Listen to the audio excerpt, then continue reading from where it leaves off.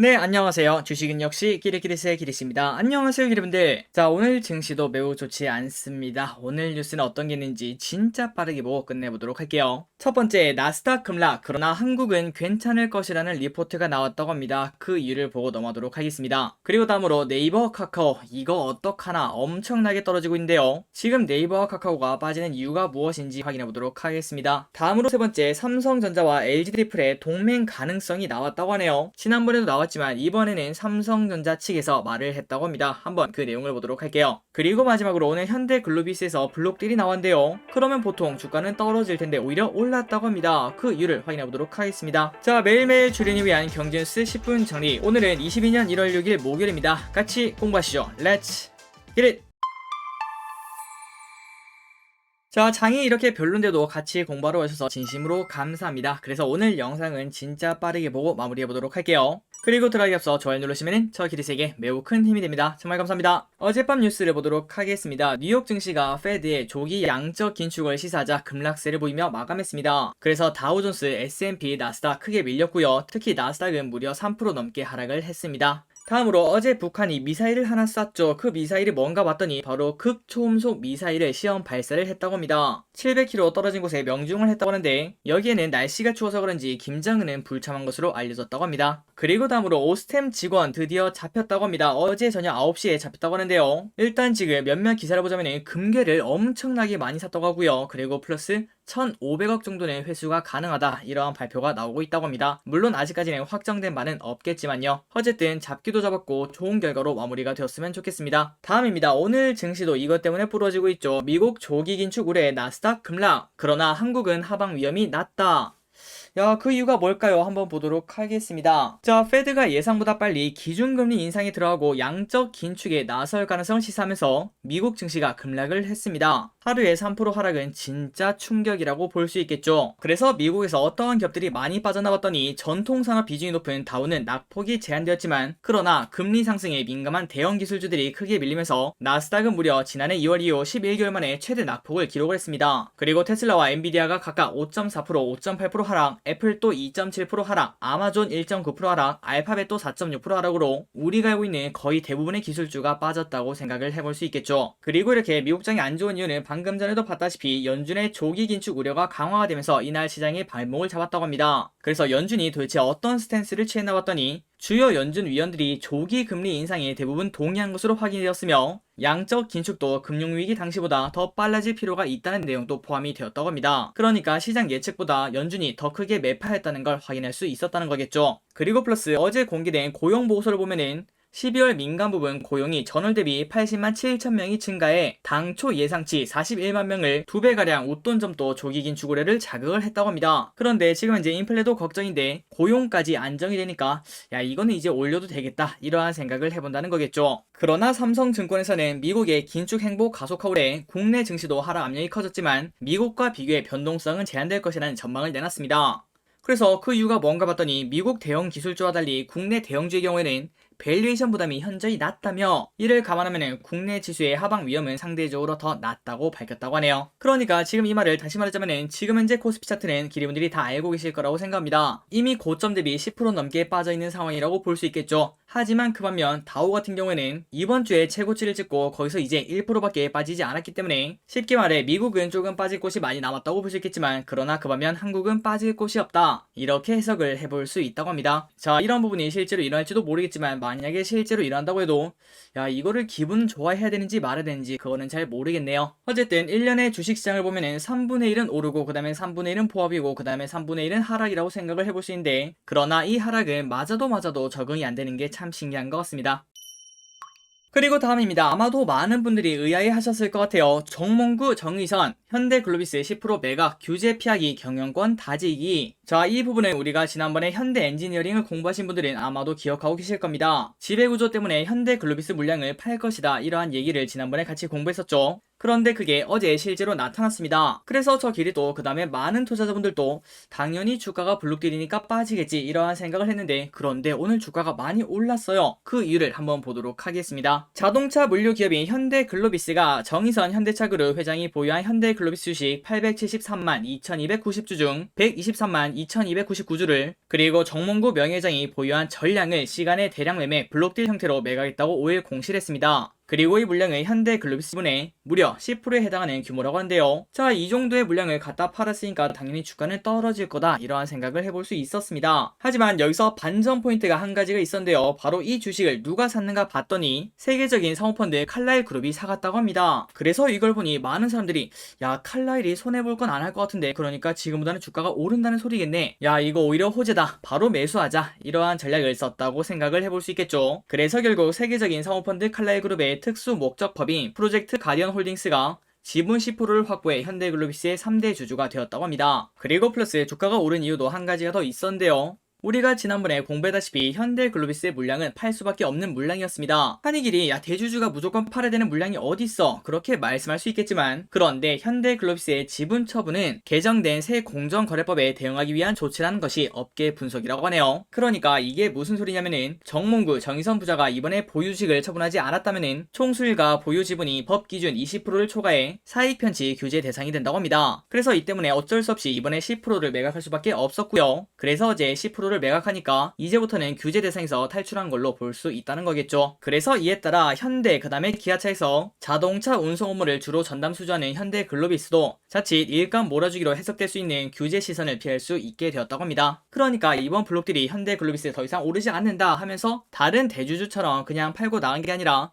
어쩔 수 없이 팔 수밖에 없었기 때문에 오히려 이는 악재소다, 어차피 나올 물량이었다, 이렇게 해석도 해볼 수 있었다는 거겠죠. 그래서 결국은 최근 들어 주가가 슬금슬금 올라가던 현대글로비스 오늘 이렇게 8%나 급등하고 있는 걸 확인할 수 있습니다. 그리고 그 이유는 오버행 이슈가 사라지고 그 다음에 칼라일의 등장이 호재로 작용이 되었다, 이렇게 볼 수 있겠죠. 그런데 솔직히 우리가 이걸 지금 딱 봤을 때 야, 진짜 주식은 지 맘대로다, 이러한 생각을 할 수밖에 없습니다. 물론 조금 다른 부분이 있겠지만 지난번에 LG에서도 어쩔 수 없이 매각을 할 수밖에 없었던 상황인데, 그런데도 불구하고 LG는 그때 블록딜 영향으로 주가가 엄청나게 떨어지고 아직까지 회복을 못한 걸로 알고 있는데요. 그러나 그 반면 현대글로비스는 오히려 엄청나게 급등하는 것도 이렇게 확인할 수 있었습니다. 다음 뉴스입니다. 스타벅스 너마저 4,100원 아메리카노 8년 만에 인상할 듯. 자, 8년 동안 인상을 안 했다면 당연히 올려야 되는 게 인지상정이겠죠. 그리고 아마도 많은 기분들이 알고 계시다시피 최근 들어 개인 카페가 오히려 더 비쌉니다. 기본적으로 거의 5,000원씩 받고 있죠. 그런 상황에서 오히려 스타벅스가 해자다, 이러한 이야기가 나오고 있었는데 어쩔 수 없이 스타벅스도 이제 가격을 올린다고 합니다. 스타벅스가 8년 가까이 동결했던 아메리카노 가격을 인상 검토하고 있다. 그 이유는 10년 만에 최고치로 치솟은 원두 가격을 감당하기 어렵다고 하네요. 그리고 스타벅스는 최근 8년간 가격을 올리지 않아서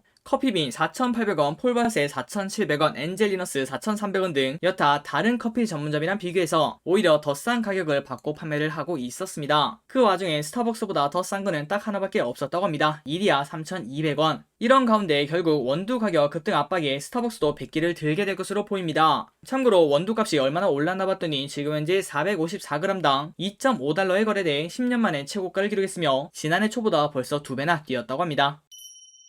다음입니다. 공정위 네이버 구글 정조준 자사 우대 끼워 팔기 금지. 자, 이것 때문에 최근 들어 네카오 이 두 기업의 상태가 메롱이라고 생각을 해볼 수 있겠죠. 아마도 이 흐름은 대선 전후로까지는 조금은 있지 않을까, 이러한 생각을 해봅니다. 한번 읽어보도록 할게요. 거대 온라인 플랫폼의 불공정 행위 규제에 힘을 쏟고 있는 공정거래위원회가 플랫폼 간의 갑질 행위를 감독하기 위한 새 지침을 내놓았습니다. 구글 그리고 쿠팡 등 공룡 온라인 플랫폼 사업자들이 자사 제품을 우대하는 등 주요 위반 행위를 하지 않도록 가이드라인을 마련하면서라고 하는데요. 그래서 공정위는 플랫폼 간 갑질 행위에 대한 신규 법률안 제정 등 더 강한 규제책을 마련하는 방안도 현재 내부 검토 중이라고 합니다. 자, 이러한 뉴스가 나오니까 당연히 버틸 수가 없겠죠. 항상 주식을 하다 보면은 이러한 이야기가 있습니다. 페드랑 싸우지 말라, 그리고 플러스 정부랑 싸우지 말라. 아마도 기업들이 투자를 하시다 보면은 정부에 반대되는 정책에 관련된 기업들, 그런 기업들은 진짜 상황이 좋지 않은 걸 항상 발견할 수 있을 것 같습니다. 어쨌든 최근 들어 이러한 뉴스도 나오고 그 다음에 금리 상승 때문에 성장주가 타격을 받는 그런 흐름이 나오니까 네이버, 카카오